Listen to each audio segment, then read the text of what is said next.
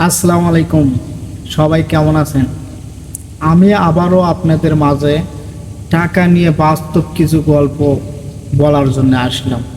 গল্প তো না, এটা হচ্ছে বাস্তব জীবনের কিছু গল্প।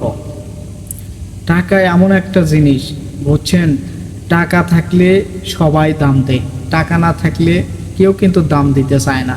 আপনার টাকা নাই, আপনার আত্মীয় স্বজন তো দূরের কথা, নিজের বাবা মাও দাম দিতে চায় না। একটা ধরেন আপনারা দুইটা ভাইয়ের মধ্যে একজন হচ্ছে বড় লোক, আর আপনি হচ্ছে মধ্যবিত্ত বা গরিব। কিন্তু তখন বাবা মা কিন্তু ওই যে মধ্যবিত্ত বা গরিব যেটা আছে সেটাকে কিন্তু দাম দিতে চায় না।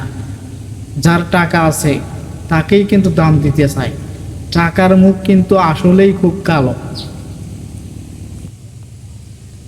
কি বলবো ভাই, আজ নিজের টাকা নাই, এই জন্য পরিবারের কাছে এবং আত্মীয় স্বজনের কাছে নিজের কোনো দাম নেই। আমি খুব সাধারণ একটা মানুষ। অনেক স্বপ্ন ছিল যে ভালো একটা চাকরি বাকরি করে হয়তো বা টাকা পয়সা ইনকাম করব, যে কোনো একটা করেই হোক টাকা তো ইনকাম করতেই হবে। কিন্তু পথ খুঁজে পাওয়াটাই খুব মুশকিল, বুঝছেন? কি বলবো, বলার ভাষা নেই। আর যদি টাকা থাকতো আমার, তাহলে এই যে ছোট একটা দোকান দিছি, যদি টাকা থাকতো তাহলে বড় একটা দোকান দিতাম। এই যে ছোট দোকান দিছি গ্রামের ভিতর, এটাও কিন্তু আমার জন্য মানায় না। কিন্তু তারপরেও মানে একটা কথা আছে না, ব্যবসা তো ব্যবসায়, ছোট হোক বা বড় হোক। কিন্তু মানুষ ছোট থেকেই তো বড় হওয়ার চেষ্টা করে। কিন্তু আমি আর কত চেষ্টা করব? আমি তো এই শুরুর থেকেই তো ছোট এই ব্যবসাটাই ধরে আছি। টাকার অভাবে কিন্তু বড় ব্যবসা করতে পারছি না। কারণ একটা বড় ব্যবসা করতে গেলেও কিন্তু অনেক টাকার প্রয়োজন। কি বলবো, ভিডিও করতে করতে অনেক মানুষ আসে যায়, গল্পই ঠিক মতো করা যায় না। সবাই কিন্তু বলে যে এই দোকান ছেড়ে একটা বড় দোকান দিলেই তো হয়। কিন্তু বেদনা কোথায়, যন্ত্রণা যে কোথায়, তারা তো আর সেটা বোঝে না।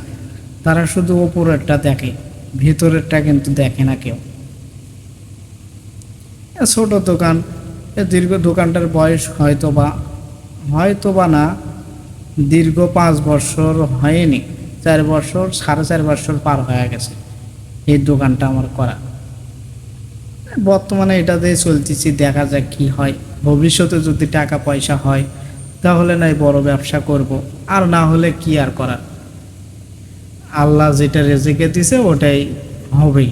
কিন্তু রেজেকে থাকলেই শুধু হয়, কিন্তু তা কিন্তু না। নিজেকে চেষ্টা, পরিশ্রম সব কিছুই করতে হয়, তারপরে তো একটা জিনিস সফলতা হওয়া যায়।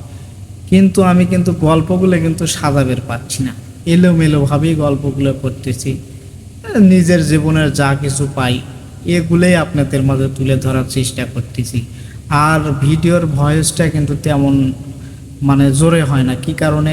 আমার একটা হচ্ছে এখনকার যে ডিজিটাল যুগ, মাইক্রোফোন বা কথা বলার যে মানে আস্তে কথা বললেও সেখানে নয়েজ থাকবে না বা বিভিন্ন ধরনের সাউন্ড আসবে না, কথা জোরে হবে, ওই রকম মানে যন্ত্র কেনারও আমার কোনো টাকা পয়সা নাই।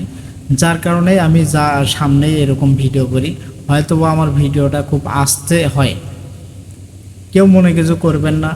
একদিন সফলতা কিন্তু একদিন হবে, আজ না হয়তো বা কাল, সে আশায় কিন্তু বসে আছি। দেখি সফলতা কবে সে ধরা দেয় সফলতা আমার কাছে। আজকে এইটুকুই বলেই শেষ করলাম আমার গল্প। আবার দেখা হবে পরবর্তী কোনো নতুন গল্পে। সে পর্যন্ত সবাই ভালো থাকবেন। আল্লাহ হাফেজ।